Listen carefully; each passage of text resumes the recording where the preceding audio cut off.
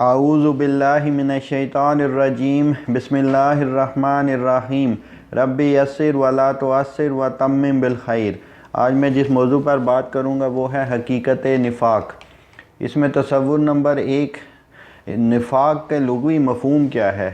اس کا جو root word ہے یا جو مادہ ہے جس سے یہ لفظ بنا ہے وہ ہے نون فا کاف۔ نفع کا خرچ کرنا یا کھپانا، نفع الفرس یعنی گھوڑا کھپ گیا یعنی کہ مر گیا۔ سورہ تغابن کی آیت نمبر 16 میں ہے فاتقوا اللہ ما استطعتم واسمعوا واطیعوا وانفقوا خیرا لانفسکم ومن شوق نفسہ فاولئک هم المفلحون۔ لہٰذا جہاں تک تمہارے بس میں ہو اللہ سے ڈرتے رہو اور سنو اور اطاعت کرو اور اپنے مال خرچ کرو، یہ تمہارے ہی لیے بہتر ہے۔ جو اپنے دل کی تنگی سے محفوظ رہ گئے ہیں بس وہی فلاح پانے والے ہیں۔ نفع کن کا مطلب ہے سرنگ۔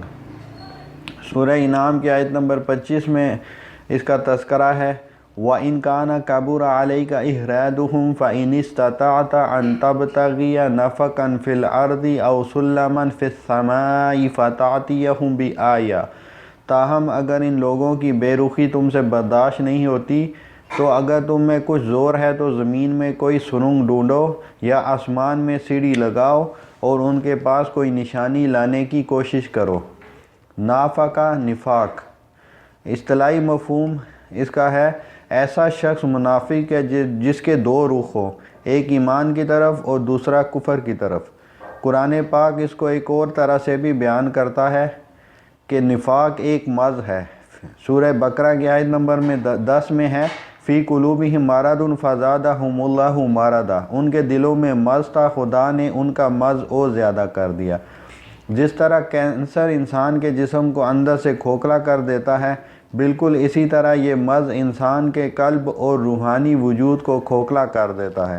اللہ تعالیٰ منافقین کے بارے میں فرماتے ہیں کأنہم خشب مسندہ، یہ ایسے ہیں جیسے کھوکھلی لکڑیاں، یعنی ان کے کردار کھوکھلے ہیں۔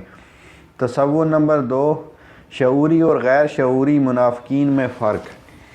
شعوری منافقین، یہ منافقین کی وہ قسم ہے جو شعوری اور اعتقادی طور پر منافق ہوتے ہیں۔ جیسے آج کوئی CIA کا ایجنٹ اسلام کا لبادہ اوڑھ کر مسلمانوں میں گل مل جائے تو ایسا شخص یقیناً شعوری طور پر کافر ہوگا۔ اس قسم کے منافقین بھی صحابہ کے مابین موجود تھے۔ سورہ آل عمران کی آیت نمبر 72 میں ہے وَقَالَ طَائِفَةٌ مِّنْ أَهْلِ الْكِتَابِ آمِنُوا بِالَّذِي أُنزِلَ عَلَى الَّذِينَ آمَنُوا وَجْهَ النَّهَارِ وَكْفُرُوا آخِرَهُ لَعَلَّهُمْ يَرْجِعُونَ۔ اہل کتاب میں سے ایک گروہ کہتا ہے کہ اس نبی کے ماننے والوں پر جو کچھ نازل ہوا ہے اس پر صبح ایمان لاؤ اور شام کو اس سے انکار کر دو، شاید اس ترکیب سے یہ لوگ اپنے ایمان سے پھر جائیں۔ سورہ مائدہ کی آیت نمبر 61 میں ہے وَإِذْ جَاءُكُمْ قَالُوا آمَنَّا وَقَدْ دَخَلُوا بِالْكُفْرِ وَهُمْ قَدْ خَرَجُوا بِهِ وَاللَّهُ أَعْلَمُ بِمَا كَانُوا يَكْتُمُونَ۔ جب یہ تم لوگوں کے پاس آتے ہیں تو کہتے ہیں کہ ہم ایمان لائے، حالانکہ کفر لیے ہوئے آئے تھے اور کفر ہی لیے ہوئے واپس گئے، اور اللہ خوب جانتا ہے جو کچھ یہ دلوں میں چھپائے ہوئے ہیں۔ یہودی علماء کا یہ طریقہ تھا کہ وہ صبح اسلام قبول کرتے تھے اور شام کو اپنے مذہب کی طرف پلٹ جاتے تھے۔ اس سے ان کا مقصد یہ ہوتا تھا کہ جو لوگ اسلام کی طرف راغب ہو رہے ہیں وہ ان کے دل میں بھی شک پیدا ہو جائے اور وہ اسلام قبول کرنے سے رک جائیں۔ اسی طرح کے لوگ اسلامی تاریخ میں ہمیں ملتے ہیں، جیسے لارنس آف عربیہ اور ہمارے ملک میں ریمی ڈیوز۔ یہ لوگ مسلمانوں میں گھسے ہوئے تھے لیکن شعوری طور پر کافر تھے۔ اسے شعوری نفاق کہتے ہیں۔ شعوری نفاق کے علاوہ ایک اور قسم ہے نفاق کی جس سے ہمیں سب سے زیادہ خوف کھانا چاہیے، اور وہ ہے غیر شعوری نفاق۔ غیر شعوری منافق یہ وہ منافق ہے جن کو شعور نہیں ہوتا کہ وہ منافق ہیں، بلکہ وہ اپنے آپ کو مومن سمجھتے ہیں۔ سورہ بقرہ کی آیت نمبر 9 میں ہے وَمِنَ النَّاسِ مَن يَقُولُ آمَنَّا بِاللَّهِ وَبِالْيَوْمِ الْآخِرِ وَمَا هُمْ بِمُؤْمِنِينَ يُخَادِعُونَ اللَّهَ وَالَّذِينَ آمَنُوا وَمَا يَخْدَعُونَ إِلَّا أَنفُسَهُمْ وَمَا يَشْعُرُونَ۔ بعض لوگ ایسے بھی ہیں جو کہتے ہیں ہم اللہ پر اور آخرت کے دن پر ایمان لائے ہیں، حالانکہ در حقیقت وہ مومن نہیں ہیں، وہ اللہ اور ایمان لانے والوں کے ساتھ دھوکہ بازی کر رہے ہیں۔ مگر دراصل وہ خود اپنے آپ ہی کو دھوکے میں ڈال رہے ہیں اور انہیں اس کا شعور نہیں ہے۔ سورہ نساء کی آیت نمبر 138 میں ہے الذین آمنوا ثم کفروا ثم آمنوا ثم کفروا ثم ازدادوا کفرا لم یکن اللہ لیغفر لهم ولا لیہدیہم سبیلا۔ رہے وہ لوگ جو ایمان لائے پھر کفر کیا، پھر ایمان لائے پھر کفر کیا، پھر اپنے کفر میں بڑھتے چلے گئے، تو اللہ ہرگز ان کو معاف نہ کرے گا اور نہ کبھی ان کو راہ راست دکھائے گا۔ سورہ منافقون کی آیت نمبر 3 میں ہے ذالک بانہم آمنوا ثم کفروا فطبع علی قلوبہم فہم لا یفقہون۔ یہ سب کچھ اس وجہ سے ہے کہ ان لوگوں نے ایمان لا کر پھر کفر کیا، اس لیے ان کے دلوں پر مہر لگا دی گئی، اب یہ کچھ نہیں سمجھتے۔ سورہ حدید کی آیت نمبر 14 میں ہے ینادونہم الم نکن معکم قالوا بلی ولکنکم فتنتم انفسکم وتربصتم وارتبتم وغرتکم الامانی حتی جاء امر اللہ وغرکم باللہ الغرور۔ جھوٹی توقعات تمہیں فریب دیتی نہیں یہاں تک کہ اللہ کا فیصلہ آ گیا، اور آخر وقت تک وہ بڑا دھوکے باز تمہیں اللہ کے معاملے میں دھوکہ دیتا رہا۔ غیر شعوری نفاق کی سنگینی اور صحابہ کا احساس۔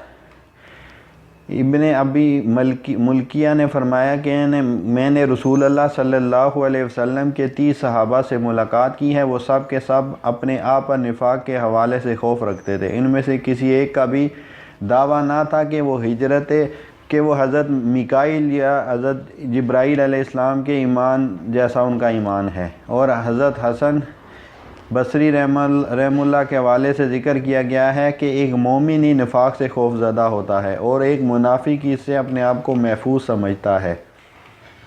حضرت حنظلہ ابن ربیع سے روایت ہے کہ انہوں نے فرمایا کہ میں ابو بکر سے ملا تو انہوں نے پوچھا اے حنظلہ کیسے ہو؟ میں نے کہا حنظلہ منافق ہو گیا۔ انہوں نے کہا سبحان اللہ کیا کہہ رہے ہو؟ میں نے کہا جب ہم رسول اکرم کے پاس ہوتے ہیں اور وہ ہم سے جنت اور جہنم کا ذکر فرماتے ہیں تو گویا ہم آنکھوں سے دیکھ رہے ہیں، پھر جب ہم رسول اللہ کے پاس سے چلے جاتے ہیں، بیویوں اور اولاد اور گھریلو کاموں میں مشغول ہو جاتے ہیں تو اکثر بھول جاتے ہیں۔ حضرت ابو بکر نے فرمایا اللہ کی قسم میرا بھی یہی حال ہے۔ پھر میں اور حضرت ابو بکر چلے یہاں تک کہ رسول اللہ کی خدمت میں حاضر ہوئے۔ میں نے عرض کیا یا رسول اللہ حنظلہ منافق ہو گیا۔ رسول اللہ نے دریافت کیا کیسے؟ میں نے عرض کیا ہم آپ کے پاس ہوتے ہیں، ہم آپ سے جنت اور دوزخ کا ذکر فرماتے ہیں گویا ہم انہیں دیکھ رہے ہوتے ہیں، پھر ہم آپ کے پاس سے چلے جاتے ہیں تو بیویاں اولاد اور گھریلو کاموں میں مشغول ہو جاتے ہیں تو اکثر بھول جاتے ہیں۔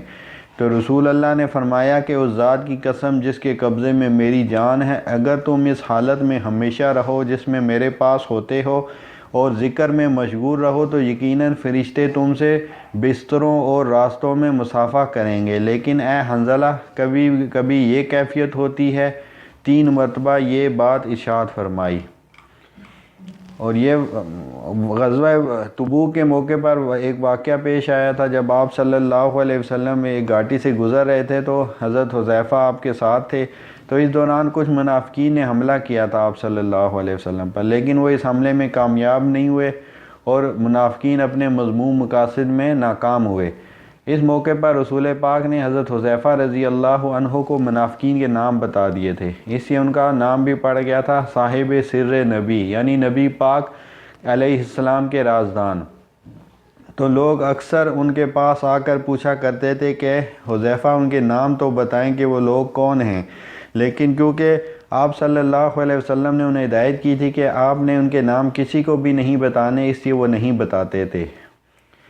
حضرت عمر جیسا جو جلیل القدر صحابی تھے وہ حضرت حنظلہ کے پاس آتے تھے اور ان سے پوچھا کرتے تھے کہ تمہیں اللہ کی قسم ہے مجھے بتاؤ کہ کہیں میں منافقین میں سے تو نہیں ہوں۔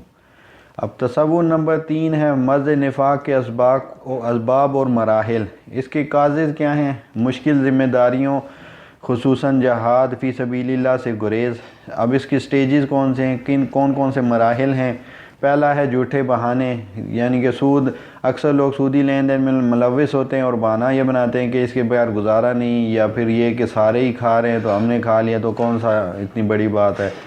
اور پھر ہے جھوٹی قسمیں، لو کان عرضا قریبا و سفرا قاصدا لاتبعوک ولکن بعدت علیہم الشقہ وسیحلفون باللہ لو استطعنا لخرجنا معکم یہلکون انفسہم واللہ یعلم انہم لکاذبون۔ اگر جلد وصول ہونے والا مال و اسباب ہوتا اور ہلکا سا سفر ہوتا تو یہ ضرور آپ کے پیچھے ہو لیتے، لیکن ان پر تو دوری اور دراز کی مشکل پڑ گئی۔ اب تو یہ اللہ کی قسمیں کھائیں گے کہ اگر ہم میں قوت و طاقت ہوتی تو ہم یقیناً آپ کے ساتھ نکلتے، یہ اپنی جانوں کو خود ہی ہلاکت میں ڈال رہے ہیں۔ ان کے جھوٹا ہونے کا سچا علم اللہ کو ہے۔ عفا اللہ عنک لما اذنت لهم حتی یتبین لک الذین صدقوا وتعلم الکاذبین۔ اللہ تجھے معاف فرما دے، تو نے انہیں کیوں اجازت دے دی بغیر اس کے کہ تیرے سامنے سچے لوگ کھل جائیں اور تو جھوٹے لوگوں کو بھی جان لے۔ یہ آیات غزوہ تبوک کے موقع پر نازل ہوئی تھیں کہ یہ ایک سخت گرمی کے موسم کا سفر تھا، تقریباً 900 کلومیٹر کا فاصلہ تھا۔ مدینہ منورہ میں اس وقت جو کھجوریں تھیں پک چکی تھیں اور ٹکراؤ جو تھا سلطنت روما سے تھا، تو ہر قسم کی مشکلات اس سفر میں جمع ہو گئی تھیں۔ اس کے بعد ہے انکار اور صدود عن سبیل اللہ۔ سورہ منافقون کے آیت نمبر 2 اور 3 میں ہے، انہوں نے اپنی قسموں کو ڈال بنا رکھا ہے، سو وہ اللہ کے راستے سے روکتے ہیں۔ برا کام ہے جو یہ کرتے ہیں، یہ اس لیے کہ وہ ایمان لائے پھر کافر ہوئے تو ان کے دلوں پر مور لگ گئی، سو وہ سمجھتے نہیں۔ جھوٹے بہانے بھی بنا لیے، جھوٹی قسمیں بھی کھا لی، اس کے بعد انکار ہی کر دے گا۔ جہاد وغیرہ کوئی چیز نہیں ہے، یہ مولویوں نے خود سے بنا لیا ہے۔ سود بھی حرام نہیں ہے، جس طرح غامدی صاحب ہیں جو کہتے ہیں کہ بینکوں کا سود جو ہے سود ہی نہیں ہے۔ پھر اس کے بعد جو سٹیج آتی ہے وہ ہے اہل حق سے دشمنی۔ سورہ توبہ کی آیت نمبر 50 میں ہے، آپ کو اگر کوئی بھلائی مل جائے تو انہیں برا لگتا ہے، اور کوئی برائی پہنچ جائے تو یہ کہتے ہیں کہ ہم نے اپنا معاملہ پہلے سے ہی درست کر لیا تھا، پھر تو بڑے ہی اتراتے ہوئے لوٹتے ہیں۔ پھر اس کے بعد ہے اہل حق اور ان کی کاوشوں کا استہزاء۔ سورہ منافقوں کو ہر وقت اس بات کا کھٹکا لگا رہتا ہے کہ کہیں مسلمانوں پر کوئی صورت نہ اتر آئے جو ان کے دلوں کی باتیں انہیں بتلا دے۔ کہہ دیجئے کہ تم مذاق اڑاتے ہو، یقیناً اللہ تعالیٰ اسے ظاہر کرنے والا ہے جس سے تم ڈر یا ڈبک رہے ہو۔ اگر آپ ان سے پوچھیں تو صاف کہہ دیں گے کہ ہم تو یوں ہی آپس میں ہنس بول رہے تھے۔ کہہ دیجئے کہ اللہ اور اس کی آیتیں اور اس کا رسول ہی تمہارے ہنسی مذاق کے لیے رہ گئے ہیں۔ تم بہانے نہ بناؤ، یقیناً تم اپنے ایمان کے بعد بے ایمان ہو گئے۔ اگر ہم تم میں سے کچھ لوگوں سے درگزر بھی کر لیں تو کچھ لوگوں کو ان کے جرم کی سنگین سزا بھی دیں گے۔ جد بن قیس ایک مشہور منافق تھا، اس نے غزوہ تبوک سے بچنے کے لیے ایک عجیب بہانہ بنایا کہ جی تبوک کے سفر میں جانا تو چاہتا ہوں، لیکن میں نے سنا ہے کہ رومی عورتیں بہت خوبصورت ہوتی ہیں، تو میں اس لیے نہیں جا رہا کہ کہیں میں فتنے میں نہ مبتلا ہو جاؤں۔ اس کے بعد مرض نفاق کی علامات، سمٹمز کیا ہیں اس کے؟ بات بات پر جھوٹ، وعدہ خلافی، امانت میں خیانت، معمولی بات پر جھگڑا۔ پھر ہے نماز میں سستی۔ سورہ نساء کی آیت نمبر 142 میں ہے، بے شک منافق اللہ سے چال بازیاں کر رہے ہیں اور وہ انہیں اس چال بازی کا بدلہ دینے والا ہے، اور جب نماز کو کھڑے ہوتے ہیں تو بڑی کائلی کی حالت میں کھڑے ہوتے ہیں، صرف لوگوں کو دکھاتے ہیں اور یاد الہی تو یوں ہی برائے نام کرتے ہیں۔ پھر اس کے بعد ہے برائی کا حکم اور اچھائی سے روکنا۔ تمام منافق مرد اور عورت آپس میں ایک ہی ہیں، یہ بری باتوں کا حکم دیتے ہیں اور بھلی باتوں سے روکتے ہیں اور اپنی مٹھی بند رکھتے ہیں۔ یہ اللہ کو بھول گئے، اللہ نے انہیں بلا دیا۔ بے شک منافقی فاسق و برکدار ہیں۔ اس میں منافق عورتوں کا بھی ذکر ہے، حالانکہ جہاد عورتوں پر فرض نہیں ہے، لیکن اگر وہ مردوں کو اس حکم پر عمل سے روکیں گی اور اس کا مذاق اڑائیں گی، اور جو منافق مرد ہیں اس کام میں ان کا ساتھ دیں گی تو وہ بھی منافقت میں شامل ہیں ان کے ساتھ، اور وہ بھی منافقات ہیں۔ مرض نفاق کے اثرات کیا ہیں؟ روز قیامت شفاعت محمدی صلی اللہ علیہ وسلم سے محرومی۔ سورہ منافقون آیت نمبر 6 میں ہے، ان کے حق میں آپ کا استغفار کرنا اور نہ کرنا دونوں برابر ہے، اللہ تعالیٰ انہیں ہرگز نہ بخشے گا، بے شک اللہ تعالیٰ ایسے نافرمان لوگوں کو ہدایت نہیں دیتا۔ حشر کفار کے ساتھ۔ سورہ حدید کی آیت نمبر 15 میں ہے، الغرض آج تم سے نہ فدیہ اور نہ بدلہ قبول کیا جائے گا، اور نہ کافروں سے تم سب کا ٹھکانہ دوزخ ہے، وہی تمہاری رفیق ہے اور وہ برا ٹھکانہ ہے۔ پلسرات پر نور سے محرومی اور مومنین اور منافقین کی آخری چھانٹی۔ سورہ حدید آیت نمبر 13 میں ہے، اس دن منافق مرد اور منافق عورتیں جو اور ایمان والوں سے کہیں گے کہ ہمارا انتظار تو کرو کہ ہم بھی تمہارے نور سے کچھ روشنی حاصل کر لیں۔ انہیں جواب دیا جائے گا کہ تم اپنے پیچھے لوٹ جاؤ اور روشنی تلاش کرو، پھر ان کے اور ان کے درمیان ایک دیوار حائل کر دی جائے گی جس میں دروازہ بھی ہوگا، اس کے اندرونی حصے میں تو رحمت ہوگی اور باہر کی طرف عذاب ہوگا، جہنم کے سب سے نچلے گڑھے میں عذاب۔ سورہ نساء کی آیت نمبر 145 میں ہے، منافق تو یقیناً جہنم کے سب سے نیچے کے طبقے میں جائیں گے، ناممکن ہے کہ تو ان کا کوئی مددگار پالے۔ اس کے بعد تصور نمبر 4، ایمان اور نفاق کے مابین ضعف ایمان کا درجہ آتا ہے۔ اس کے لیے کعب بن مالک کا واقعہ جو ہے وہ ہمیں پیش نظر رکھنا چاہیے۔ کعب بن مالک رضی اللہ عنہ کی بدر کے علاوہ تمام غزوات میں شرکت ہے، خصوصاً لیلہ عقبہ جو مکہ مکرمہ میں جو انصار جو مدینہ تھے انہوں نے جو نبی پاک علیہ السلام سے بیعت کی تھی، اور اس سے پہلے وہ فرماتے ہیں کہ اس سے پہلے یعنی کہ یہ تبوک کے سفر سے پہلے وہ کبھی اتنا مالدار اور تندرست نہیں تھے جتنا اس موقع پر تھے، اور ان کے پاس اتنی خوشحالی تھی کہ ان کے پاس 2 اونٹیاں جمع ہو گئی تھی، کیونکہ عرب کے لیے اونٹ جو تھے وہ بہت بڑی جو ہے متاع تھی، مال و دولت تھی۔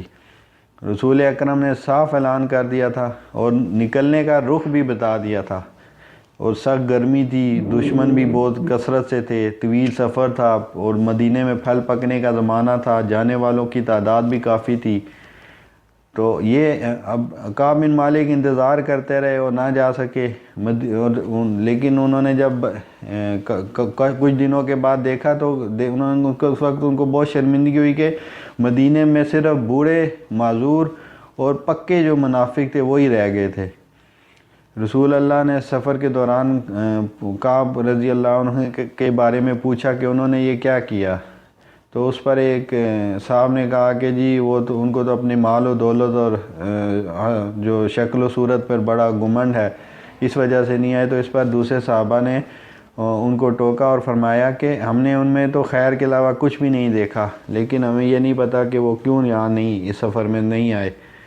واپسی پر جب نبی پاک واپس مدینہ میں آ گئے تو 80 کے قریب منافقین نے جھوٹے بہانے بنائے اور قسمیں بھی کھائیں۔ کعب رضی اللہ عنہ کے دل میں بھی خیالات آئے، لیکن انہوں نے سچ بتا دیا۔ بنی سلمہ کے کچھ لوگ ان کے پاس آئے اور ان کو سمجھایا کہ جا کر جھوٹا بہانہ بنا دو، کیا کوئی اور؟ تو انہوں نے ان سے پوچھا کہ کیا کوئی اور بھی ہے میرے جیسا؟ تو انہوں نے کہا ہاں 3 بندے ہیں، مرارہ بن ربی عمری اور حلال بن امیہ واقفی، یہ 2 جو ہیں وہ بھی آپ کی طرح انہوں نے بھی سچ بولا ہے جا کر۔ تو کعب رضی اللہ عنہ فرماتے ہیں کہ اس کے بعد ان کے لیے زمین اور آسمان بدل گئے، کوئی ان سے بات نہیں کرتا تھا، اسلام کا جواب تک نہیں دیتا تھا۔ باقی دونوں نے تو گھر سے نکلنا چھوڑ دیا، جبکہ کعب گھر سے نکلتے اور نماز میں محسوس ہوتا کہ رسول اللہ صلی اللہ علیہ وسلم دیکھ رہے ہیں، لیکن دیکھنے پر چہرہ مبارک پھیر لیتے۔ ابو قتادہ ان کے چچا زاد بھائی تھے، انہوں نے بھی بات نہ کی۔ 3 دفعہ آپ نے ان سے پوچھا کیا میں اللہ اور اس کے رسول سے محبت کرتا ہوں یا نہیں، تو انہوں نے کہا اللہ اور اس کا رسول بہتر جانتے ہیں۔ اس کے بعد ان کے پاس غسان کے بادشاہ کا خط آیا جس میں اس نے ان کے اپنے پاس آنے کی دعوت دی، اور یہ جو ہے بات ان کے لیے مزید غم اور پریشانی کا باعث بنی کہ اب غیر مسلم بھی ان پر طمع کرنے لگے۔ 40 راتوں بعد بیویوں سے علیحدہ رہنے کا حکم۔ حلال بن امیہ کی بیوی کی درخواست کہ وہ بوڑھے ہیں، کیا میں ان کی خدمت بھی چھوڑ دوں؟ نبی پاک نے ان کو اجازت دے دی۔ پھر سورہ توبہ میں آیا ہے کہ زندگی ان کے لیے تنگ ہو گئی، اور زمین جو ہے کشادگی کے باوجود ان لوگوں کے لیے تنگ ہو گئی۔ پھر اس کے 50 دن کے بعد ان کے لیے اللہ تعالیٰ نے قرآن پاک میں معافی کا اعلان کیا۔ اسی خوشی میں کعب بن مالک رضی اللہ عنہ نے اپنا جو سارا مال اللہ کی راہ میں دینے کا ارادہ کیا۔ پھر آپ صلی اللہ علیہ وسلم کے کہنے پر صرف خیبر کی غنیمت کا حصہ اپنے لیے رکھا اور باقی سارا مال اللہ کی راہ میں خرچ کر دیا۔ کعب بن مالک رضی اللہ عنہ کے واقعے سے رہنمائی۔ اس سے کیا رہنمائی ملتی ہے کہ شیطان نے کعب بن مالک کو جھوٹا بہانہ بنانے پر بہت اکسایا، لیکن انہوں نے ایسا نہ کیا۔ اگر وہ ایسا کر لیتے تو نفاق کا مرض لگ جاتا۔ ضعف ایمان کا مرحلہ اسی وقت تک ہے جب تک جھوٹی قسم نہ کھائی جائے۔ ضعف ایمان کا مطلب بدری صحابی حلال بن امیہ کے طرز عمل سے واضح ہے کہ جب سے جہاد سے پیچھے رہنے کی غلطی ان سے ہوئی ان کے آنسو تھمتے ہی نہ تھے۔ اگر کوئی غلطی کر رہا ہو، اس کے باوجود ہنسی کھیل کی زندگی گزاری جا رہی ہو، تو وہ یہ دعویٰ نہیں کر سکتا کہ وہ ضعف ایمان کے مرحلے میں ہے۔ ضعف ایمان کے مرحلے میں بے شمار امتحانات آتے ہیں، جیسا کہ لوگوں کا سمجھانا کہ جھوٹا بہانہ بنا لو، اغیار کی طرف سے دوستی کے پیغامات، شیطان کے وسوسے وغیرہ۔ اس لیے جتنی جلدی ہو اس مرحلے سے نکلنا جانا ہی بہتر ہے، ورنہ نفاق کا مرض لگ کر رہے گا۔ مرض نفاق کا علاج کیا ہے؟ حضرت ابو ہریرہ روایت کرتے ہیں کہ رسول اللہ نے فرمایا، جو شخص اللہ تعالیٰ کا ذکر کثرت سے کرے وہ نفاق سے بری ہے۔ سورہ منافقون کی آیت نمبر 9 میں ہے، یا ایھا الذین آمنوا لا تلہکم اموالکم ولا اولادکم عن ذکر اللہ ومن یفعل ذلک فاولئک ھم الخاسرون۔ اے لوگو جو ایمان لائے ہو، تمہارے مال اور تمہاری اولادیں تم کو اللہ کی یاد سے غافل نہ کر دے، جو لوگ ایسا کریں گے وہی خسارے میں رہنے والے ہیں۔ سورہ منافقون کی آیت نمبر 10 میں ہے، وَأَنفِقُوا مِمَّا رَزَقْنَاكُم مِّن قَبْلِ أَن يَأْتِيَ أَحَدَكُمُ الْمَوْتُ فَيَقُولَ رَبِّ لَوْلَا أَخَّرْتَنِي إِلَىٰ أَجَلٍ قَرِيبٍ فَأَصَدَّقَ وَأَكُن مِّنَ الصَّالِحِينَ۔ جو رزق ہم نے تمہیں دیا ہے اس میں سے خرچ کرو، اس کے کہ تم میں سے کسی کے موت کا وقت آ جائے اور اس وقت وہ کہے کہ اے میرے رب، کیوں نہ تو نے مجھے تھوڑی سی مہلت اور دے دی کہ میں صدقہ دیتا اور صالح لوگوں میں شامل ہو جاتا۔ اب تصور نمبر 5 ہے، مومنین اور منافقین کی چھانٹی ہو کر رہے گی۔ سورہ عنکبوت کی آیت نمبر 10 تا 11 میں ہے، اور بعض لوگ ایسے بھی ہیں جو زبانی کہتے ہیں کہ ہم ایمان لائے ہیں، لیکن جب اللہ کی راہ میں کوئی مشکل آن پڑتی ہے تو لوگوں کی ایذا دہی کو اللہ تعالیٰ کے عذاب کی طرح بنا لیتے ہیں۔ ہاں، اگر اللہ کی مدد آ جائے تو پکار اٹھتے ہیں کہ ہم تو تمہارے ساتھی ہی ہیں۔ کیا دنیا جہان کے سینوں میں جو کچھ ہے اسے اللہ تعالیٰ دانا نہیں ہے؟ جو لوگ ایمان لائے اللہ انہیں بھی ظاہر کر کے رہے گا اور منافقوں کو بھی ظاہر کر کے رہے گا۔ سورہ آل عمران کی آیت نمبر 179 میں ہے، جس حال پر ایمان والے ہیں اسی پر اللہ ان کو نہ چھوڑ دے گا جب تک کہ پاک اور ناپاک کو الگ نہ کر دے۔ سورہ توبہ کی آیت نمبر 16 میں ہے، کیا تم یہ سمجھے بیٹھے ہو کہ چھوڑ دیے جاؤ گے، حالانکہ اب تک اللہ نے تم میں سے انہیں ممتاز نہیں کیا جو مجاہد ہیں اور جنہوں نے اللہ کے اور اس کے رسول کے اور مومنوں کے سوا کسی کو دوست نہیں بنایا۔ اللہ خوب خبردار ہے جو تم کر رہے ہو۔ سورہ محمد کی آیت نمبر 31 میں ہے، اور یقیناً ہم تمہارا امتحان کریں گے یہاں تک کہ ہم جان لیں کہ تم میں سے جہاد کرنے والے کون ہیں اور صبر کرنے والے کون ہیں، اور ہم یقیناً جان کر رہیں گے تمہاری حالتوں کو۔ وما علینا الا